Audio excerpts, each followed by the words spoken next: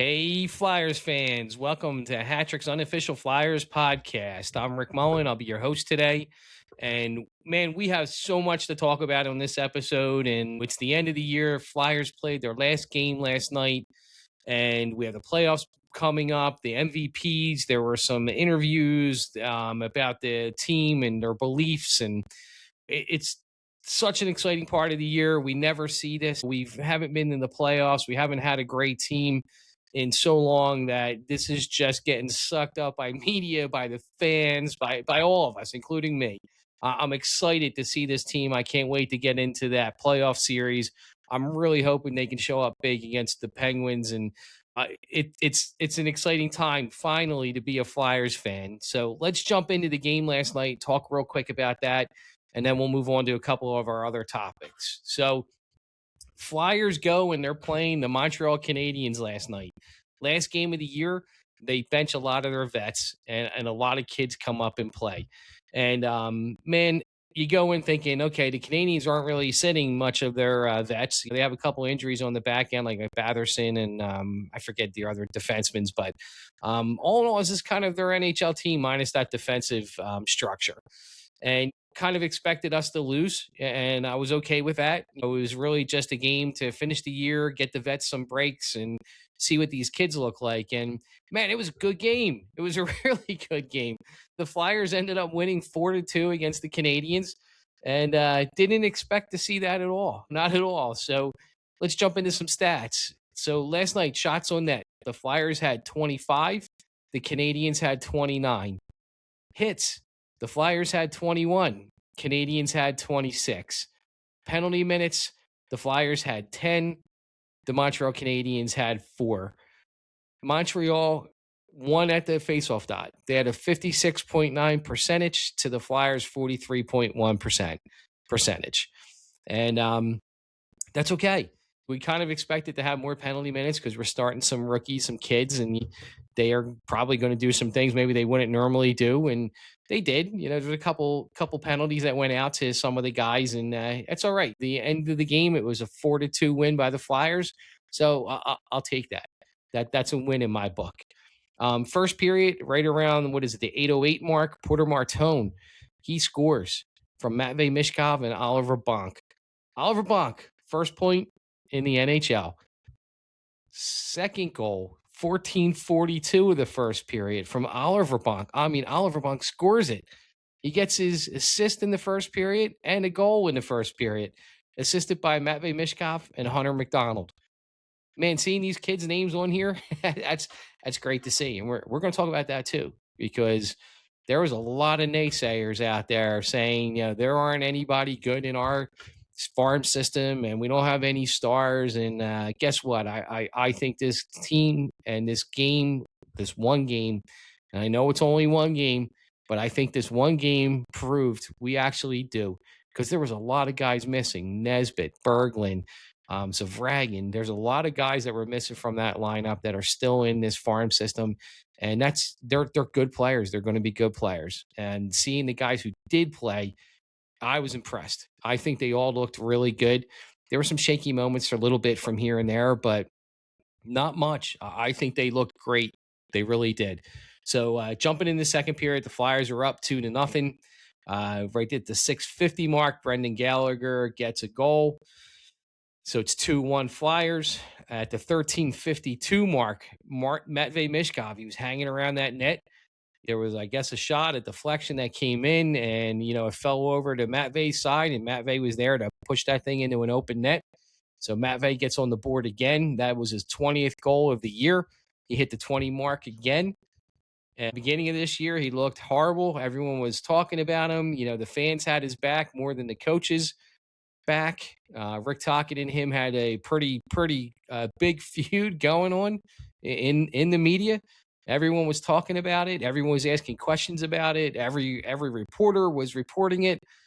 Tocchet was getting mad, getting asked questions about it. And, Matvei was silent. I guess he couldn't defend himself. He doesn't speak really good English. And the team as a whole held him out from those interviews. So no one really got a chance to talk to Matvei.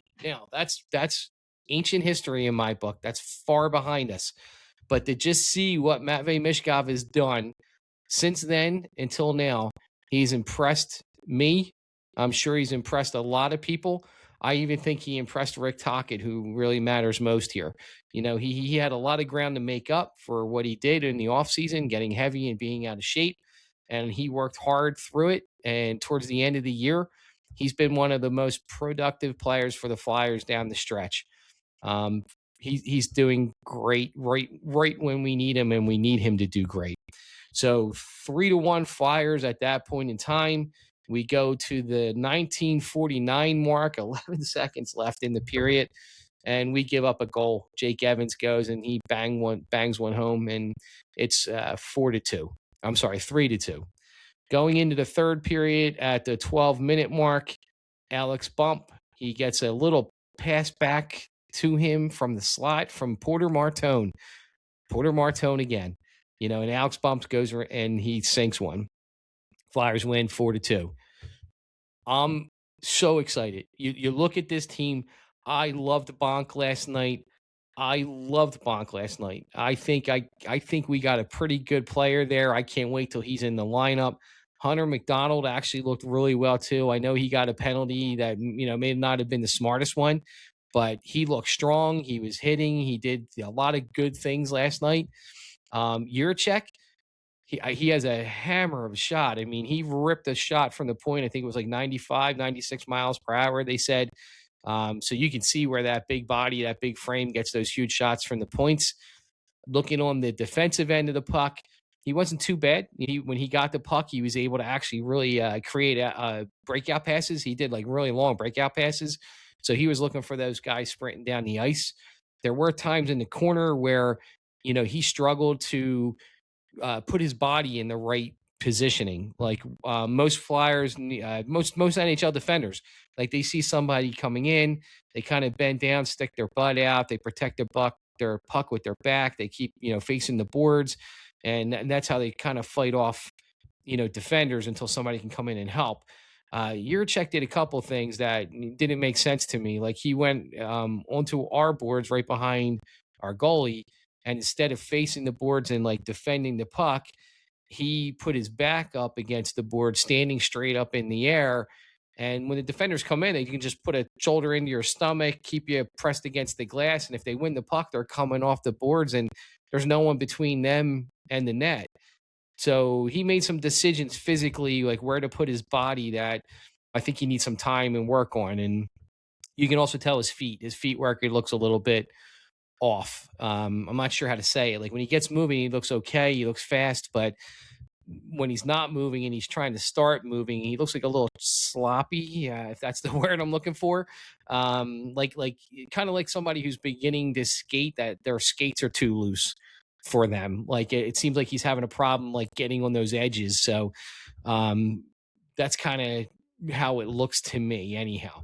So he's got a little bit of work to do, but he can be a really good assets with that shot and that breakout passes. So all in all, really, really good game. Porter Martone, what a pickup at the end of the season here.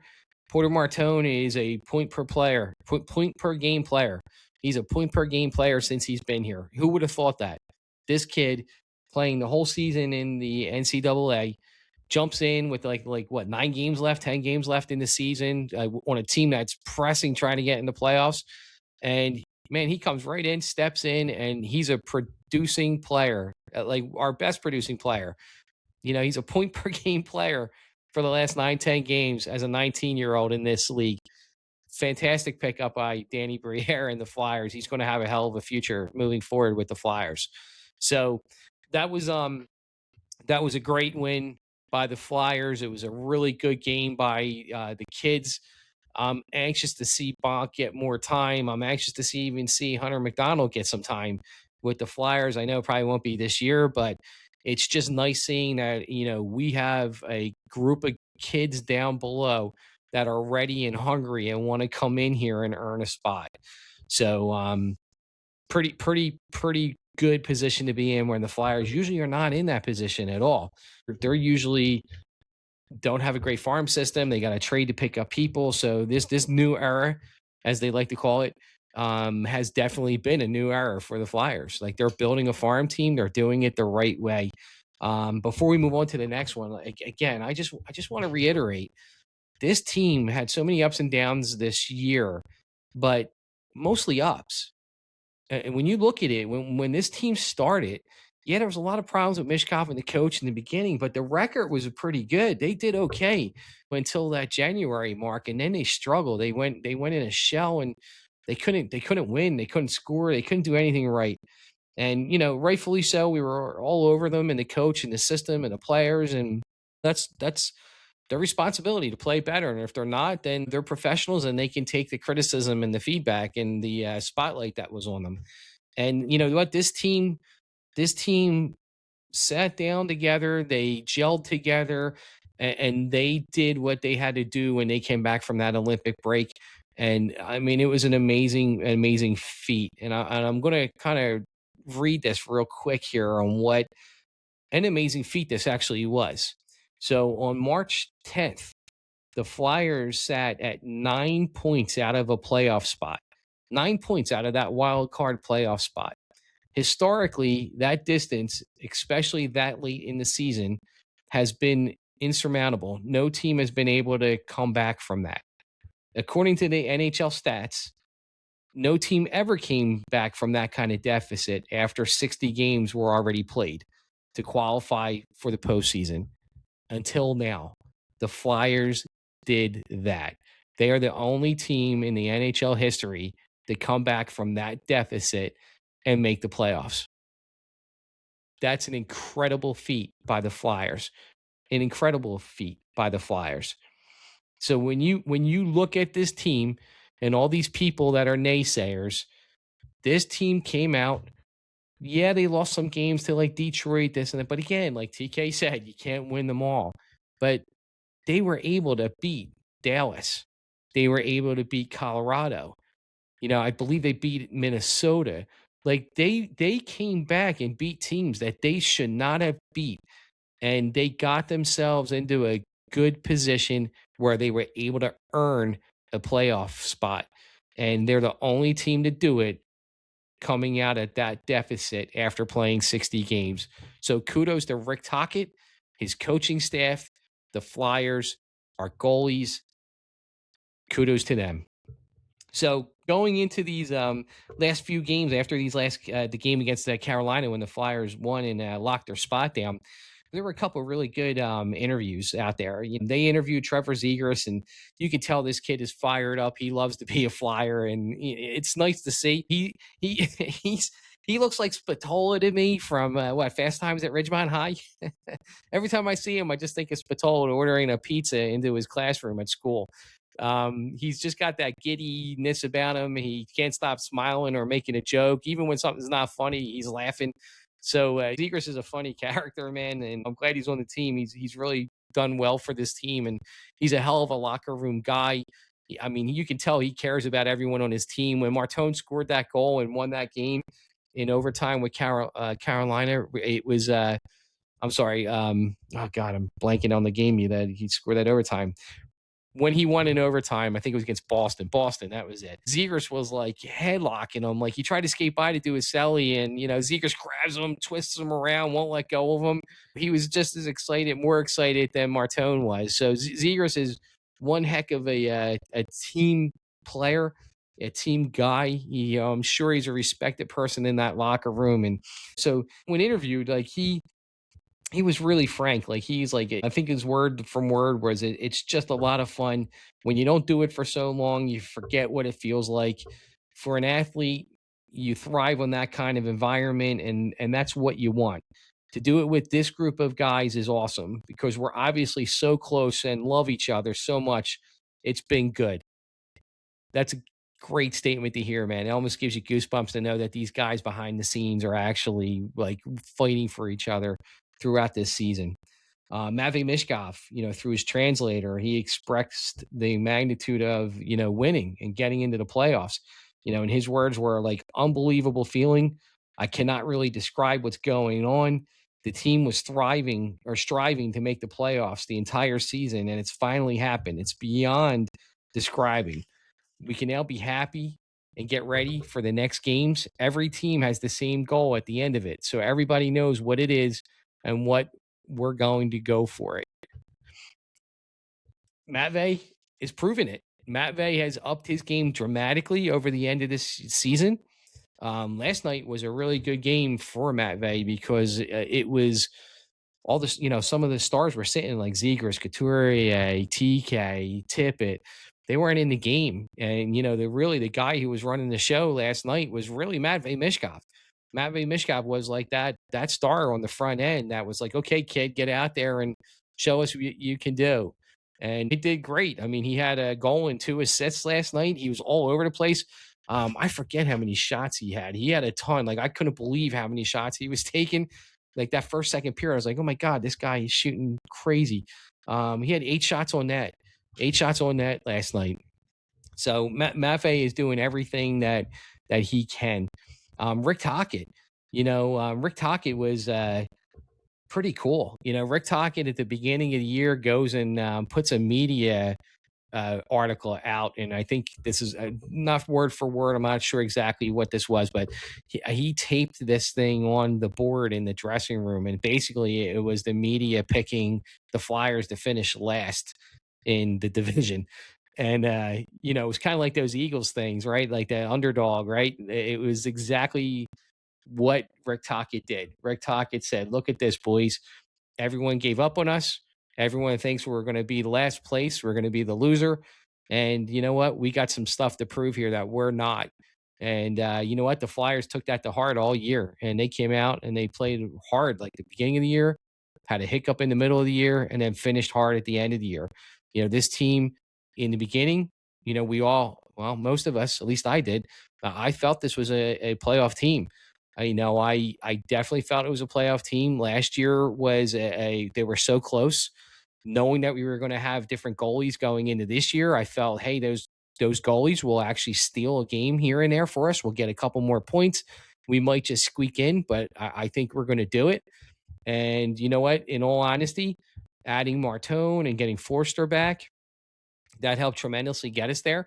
But Vladar is what made the difference. He stole a lot of games for us this year. So I expected them to get to the playoffs. I was hoping they were going to get to the playoffs. For a while there, I felt they weren't when they went through that losing streak. And I didn't think that they could come back at the end of the season and get there. I pretty much said it was almost impossible. Most of my episodes were saying it's probably not going to happen. I would bet it wasn't going to happen. No team was able to do what they did. So, I mean, in reality, they should never have made it because they had that hiccup they had in January. They were only team in the NHL to be able to put their crap together at the end after that kind of stats and get there. So, man, that's a heck of an accomplishment. Heck of an accomplishment. Rick Tocchet, Rick Tocchet didn't, overstate the achievement. He basically, you could tell Rick Tocchet was emotionally involved in this. Like, you can tell he cares. When they scored and won, Rick Tocchet was all over the bench. If anyone has that game taped or you see the replay of it, when they score and get in, when they flash over to the bench, Rick Tocchet goes nuts. Like, he puts his arms up in the air, he grabs everybody around him, all the coaches, and he hugs them all. And he's like yelling, screaming, hugging them all. It was great to see. The whole bench lit up. The Flyers run onto the ice and they go crazy with Vladar at the end. And meanwhile, Rick Tocchet's hugging everybody on the bench behind the scenes, and it was really cool to see. His words were that he Rick Tocchet, this is his words. I didn't really talk very much after the win. I just really proud of those guys right from training camp. We put on a preseason prediction. We put up a preseason prediction, and a lot of people in the media had us last. I put it up there to make those guys understand the position we're in, but it was all them. I'm really proud of the way they stuck with it since training camp.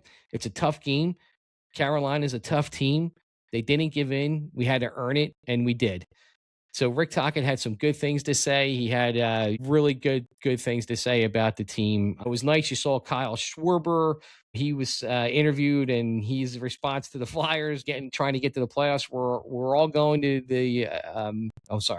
We're all going to be behind them in their playoff run, Schwarber said. Can't wait to see them get out there. I don't know if we're even going to be able to sneak over to a game, but hopefully we can. So he wanted to try to sneak over.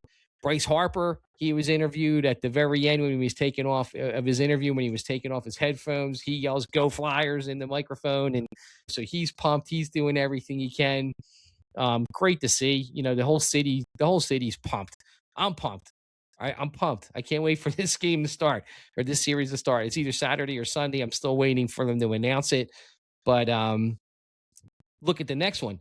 Vladar. They turn around and they interview Vladar after the game, and here's his response. He's like, "I have no words." Vladar said on the bench during an interview with NBCSP Scott Hartnell's moment after clinching the playoff spot. "I have no words. Nobody believed us right from the beginning of the season. We just proved everybody wrong. I'm so proud of the guys that played in front of me."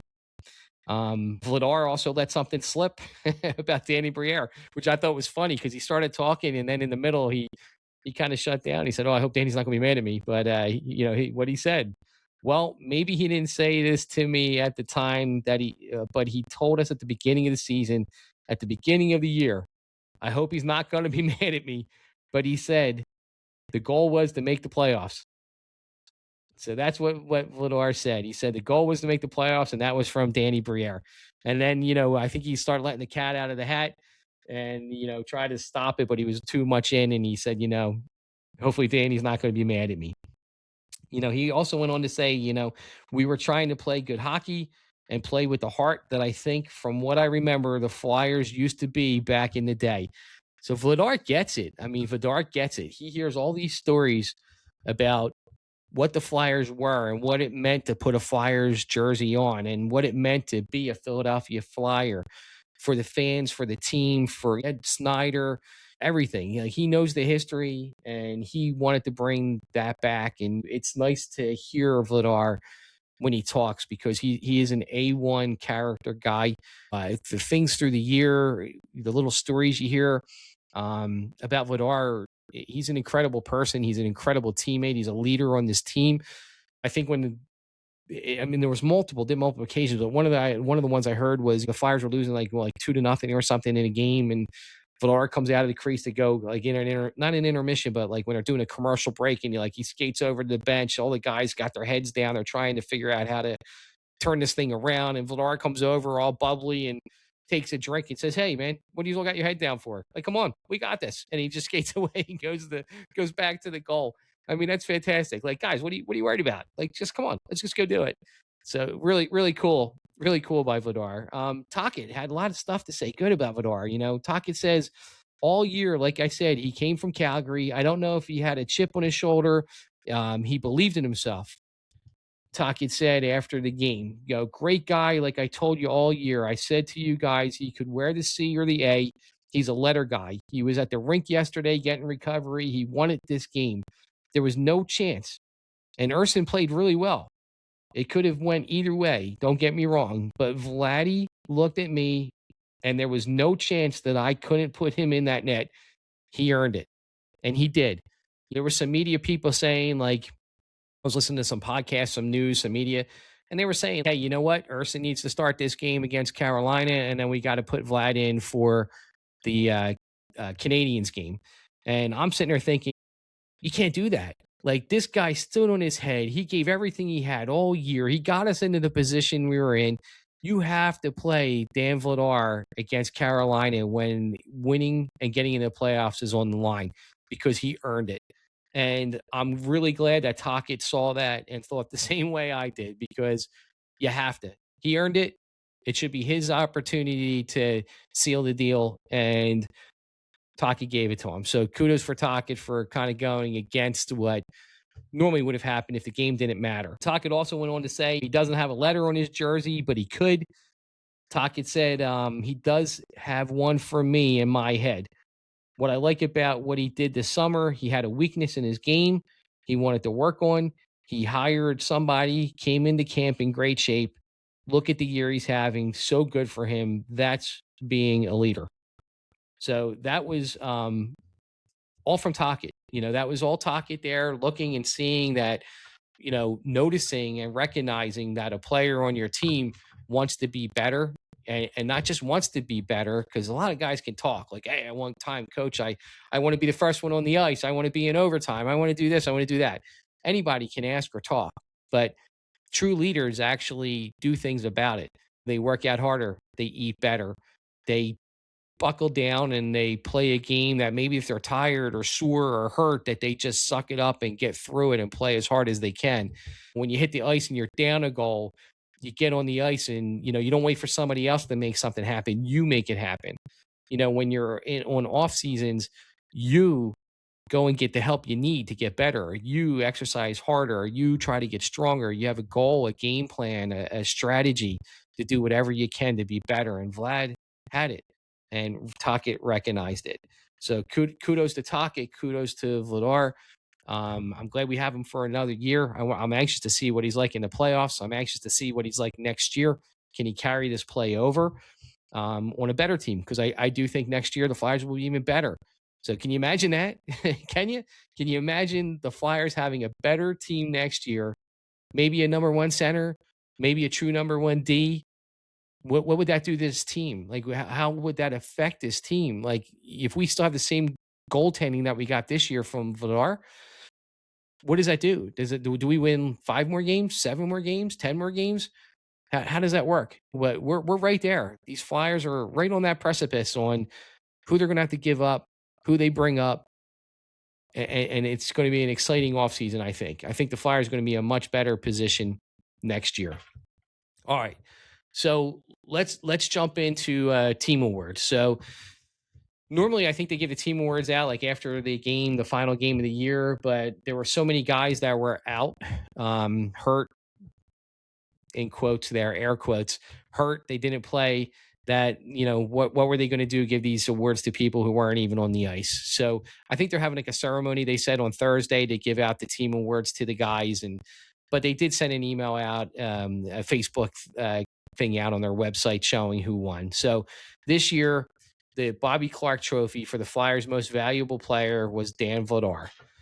Dan deserves it. Dan's, what did he play? He played 52 games. He started 51 games. He had 29 wins, and he had a 2.42 goals against average. Vladar ranked third in goals against average amongst qualified goaltenders, and he's allowed 2 goals or fewer in 34 of 51 starts. That's a heck of an accomplishment. And you know what? The Flyers haven't had a goalie that good in a long time. So, last year we lost Carter Hart. We lost I think it was that the year before we lost Carter Hart, right? He wasn't playing because of the allegations against him. And we go into this season with Fedotov, Kolosov, and Urson. All 3 goalies were horrible, sadly. Man, it was hard to watch. Every time somebody needed to make a save, they didn't. It was hard to watch. So this year with Dan Vladar, what a good pickup. He actually did fantastic when I think most people didn't know what we had in him. I think, Dan actually wasn't even sure about himself because he wasn't given that many games ever in his career. So he wasn't even sure how he was going to do. And he knew that. And that's why he went out and got help. And, he turned out to be such a good goaltender for the Flyers this year. The Barry Ashby Trophy, Flyers' most outstanding defenseman, hands down, Sanheim. Sanheim wins it. He definitely deserved it. This was Sanheim's 4th Barry Ashby recognition, and it makes his 3rd consecutive season that he received that honor. So good for Sanheim. He definitely deserved it, and he is definitely, without a doubt, our number 1 center at this point. The Pelle Lindbergh Memorial Trophy goes to the Flyers' most improved player, and this was an easy one. Jamie Drysdale, he wins it, and he was. 2 years ago, Jamie was a work in progress. He was an offensive guy. He skated fast. He had potential, but his defensive game was not really strong. Drysdale did fantastic. He actually learned how to play defense. He's done such a good job. This season, Drysdale set a career-high goals in 8, and he tied his personal best for points in a season with 32. Compared to last season, Drysdale has seen a plus 29 improvement in his plus minus while averaging nearly 2 more minutes of ice time per game. So Jamie earned that recognition. I'm anxious to see the Jamie as a finished project and seeing what he can do for this team in years to come. Flyers Alumni Community Leadership Award. That goes to Garnet Hathaway. Garnet Hathaway is one hell of a guy. He's well loved in that locker room. He demonstrates outstanding leadership both on the ice and off the ice, and he's a significant contribution to the community. So good for Garnet Hathaway. He receives the Flyers Alumni Community Leadership Award. The Toyota Cup Award goes to Trevor Zegras. He accumulated the most points associated with being a star of the game. So 5 points were awarded for being selected stars and so forth. And anyhow, Zegras had the most stars at the end of the season, and he wins the Toyota Cup Award. Trevor Zegras deserved it. He had a hell of a year, a career year for him as well. The Gene Hart Memorial Award goes to Travis Sanheim. Travis Sanheim was the player who demonstrated the most heart during the season, as voted for by members of the Flyers fan club at their monthly meetings. So another award goes to Gene Hart, the Gene Hart Memorial Award to Travis Sanheim. And the Yannick Dupre Memorial Award goes to Dan Vladar. He was selected as this year's recipient, which is presented annually to the Flyer who best illustrates character, dignity, and respect for the sport, both on and off the ice. And that is what Dan Vladar does. When I see that guy speak in interviews, he's a heck of a nice guy, a really nice guy. I'm excited to see what he's got in him next year. And congratulations to all the Flyers Team Award recipients. The playoffs. Here we go. Drum roll. The playoffs. The Pittsburgh Penguins. We're going at it this weekend, either Saturday or Sunday. I think some guys are saying Saturday, some are saying Sunday. Either way, I will be watching those games. I do have season tickets this year, so I will be at our home games. I can't wait to see them. I've had season tickets for a while, but not ever have I been able to go see a playoff game, because since I've had them, they never made the playoffs. So it's going to be fantastic to get down to some playoff games and see the building go crazy. It's been really loud, that building, for a while, these last 2 games, and I know that's going to carry over when the Penguins come to town. But looking at this Battle of Pennsylvania, the Flyers record was, I believe, 43, 27, and 12 versus the Penguins record of 41, 25, and 16. They tied with 98 points, both teams, for the season. But because the Flyers had less regulation wins than the Penguins got home ice advantage. So we have to go there and play them for 2 games, the first 2 games. And then we get 2 games at home. Game 5 would be on the road. Game 6 would be back home. And if a game 7 is needed, it goes back to Pittsburgh. I'm hoping the Flyers win, and I know they won't. At least I don't think they will. But I'd love to see them win in 4 and win it at home. But I'm calling the Flyers right now in 5 games. 5 games. So that's my take on it. We'll see if I'm right. I'm thinking the Flyers will have a struggle with them on game 1. They're going to have to get used to the vets and the skill set that the Penguins have. I think the Flyers dropped the first game. I think they're ready for them the second game, and they outskate them, outwork them, out-hustle them. The Penguins are a little old. If they can get at them and keep on them, I think they'll wear them down. So I'm calling the Flyers in 5 or maybe 6. All right. A little look at the goalie situation. And this is kind of really where the Flyers have the upper hand. So Artur Silvos was 19, 12, and 8 with a 3.07 goals against average. He had a .888 save percentage with 2 shutouts. Stuart Skinner, who was acquired from the Edmonton Oilers, he had a 12, 9, and 5 record with a 2.99 goals against average. for a .885 save percentage. When you look at our goalies, Dan Vladar was 29, 14, and 7 with a 2.42 goals against average and a .906 save percentage. Urson wasn't so good. He was 14, 11, and 5 with a 3.12 goals against average for a .870 save percentage. So when we look at the Flyers versus the Penguins from a goalie or goaltending perspective, I think the Flyers have the upper hand, especially if Vlad plays the way he normally does. So I think the Flyers have the goalie here. I do. I think that if Dan, and I expect him to, I really do. I think Dan is going to come out here and want this so badly, he's going to stand on his head. So I think, the Flyers have the upper hand in goaltending. The Penguins, obviously, they are going to be tricky and sneaky, but their veteran players are old. They're playing well. No one expected them to be there. They expected them to be like towards the bottom of the standings, and they surprised everybody by making the playoffs. But Malkin is a head case. I don't like Malkin at all. I never respected Malkin. Malkin's one of the dirtiest players out there. Sid has a lot of talent. He gives his heart and soul on the ice. I didn't like him either as a Flyers fan, but I can respect his talent and his skill. Malkin, I don't like at all. Not in the least. I don't like Malkin at all. And I think the Flyers can get under Malkin's skin. And what the Flyers are going to have to do is they're going to have to try to stay out of the box.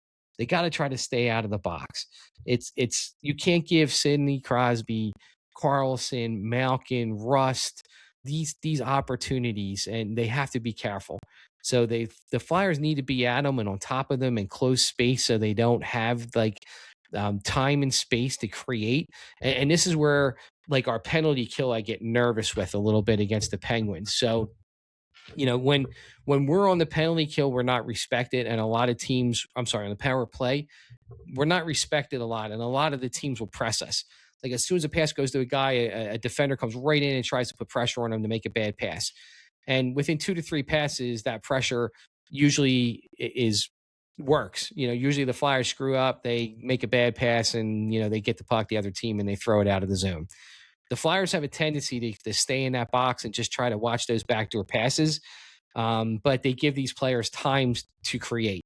And as they are spread out over the ice and they're passing around, what ends up happening is that the other team's box starts getting smaller and smaller, and the Flyers box in front of the goalie gets smaller and smaller. So now all of a sudden, instead of these defenders blasting from the blue line, they're a good 5, 6, 7, 8 feet in front of the blue line now because they've shrunk that box, and they're getting point blank shots, high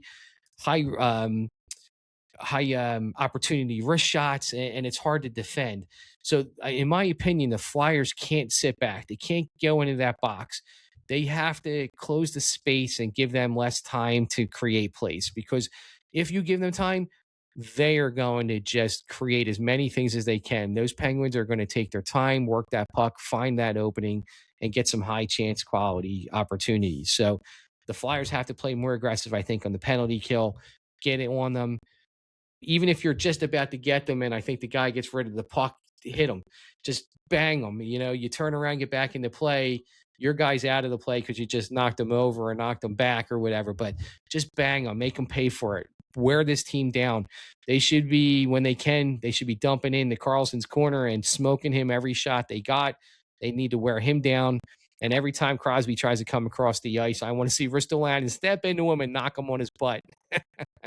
That's what I want to see. I want to see Risto do what Claude Giroux did to Sidney.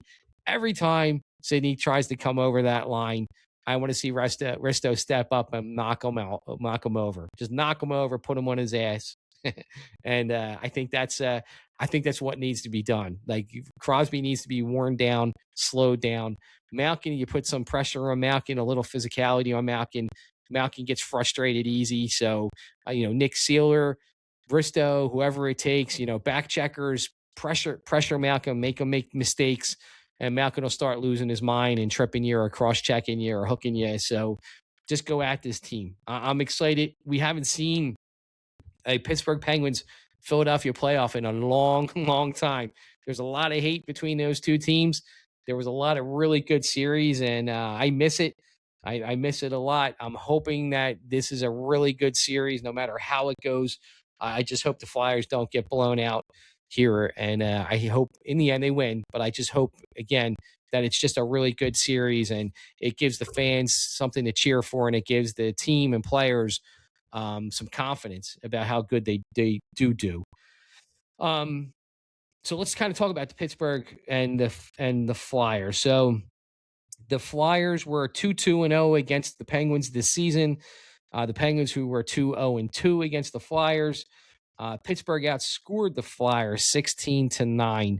And I believe, I didn't go back and check, I'm not sure if Forster played in any of the games against Pittsburgh, but this was prior to Forster and Martone being in the lineup. So I am hoping that goal differential there is a lot better when we see them in the playoffs here. This will be the 8th time the Penguins and the Flyers will face off in the playoffs. The first was back in 1989. It was the Patrick Division Finals. It was won by the Flyers in 7 games. Philadelphia defeated the Penguins in 5 games in the 1997 Eastern Conference quarterfinals en route to their run at the Stanley Cup Finals, where the Flyers were swept by the Detroit Red Wings. The Flyers won the 2000 conference semifinals in 6 games against the Penguins, and the 2012 conference quarterfinals in 6. The Penguins eliminated the Flyers in 2008 in the Eastern Conference Finals, where they beat the Flyers 5 games before losing the cup to the Red Wings in 6 games. The following season, the Penguins defeated the Flyers again in the conference quarterfinals. They took 6 games to beat us en route to when the Penguins won the Stanley Cup. And they beat us in the first round of 2018 in 6 games. So there's some history there with this team. It's been a long time. I'm excited to watch it. I remember watching Flyers playoff hockey so many years in a row for so long. And, I'm 56 this year. Through my 80s, they were in it most of the time. The 90s, they were in it most of the time. And then something flipped. And, this team just, once they went into a salary cap era, this team struggled. They didn't know how to manage it. I don't believe in a salary cap era. And the Flyers struggled to make the playoffs. So we don't see this too often. So all you fans out there, enjoy every second of it. If you can get down to a game, buy those tickets and go see them. I know these ticket prices are astronomical right now. I just looked, and man, those tickets went fast. They're expensive, what's left. But buy those tickets, fill that building, wear your orange, cheer for the boys. Let's get through this Penguins game. Let's get to the next round. Let's not go backwards this year. Let's keep moving forward. If we got into the playoffs, I just don't want to lose to the Penguins. So I still consider this season a win. We got some kids getting some playoff hockey. Ristolainen has never been in the playoffs. Never. It's his first time ever playing playoff hockey, so I'm glad to see that. I just wish we were playing somebody else that first round, because if we get knocked out, I wouldn't feel so bad. But I do not want to lose to the Penguins. Hate them, just like all us Flyers fans do. So let's hope we can get through that first round and make it to the second round. Again, that was a lot. We have a mailbag. It's open for any emails. If you want to talk about something, bring up a topic, anything, please email us. We can be found on YouTube, Facebook, Spotify, Apple. Find us, subscribe, and like. We have our own website where you can find us at. And this way you can subscribe there and see and hear every episode that we drop. And until Saturday or Sunday, I'm not sure which day it's going to be yet, the Flyers are in the Stanley Cup playoffs. Finally. All of you youngsters who haven't seen them play, here's your chance. Get down there, go to your bars, go to your local establishments, root for this team, make some noise, let them know that we are here for them, that we are excited for them, and that we support them. Go Flyers.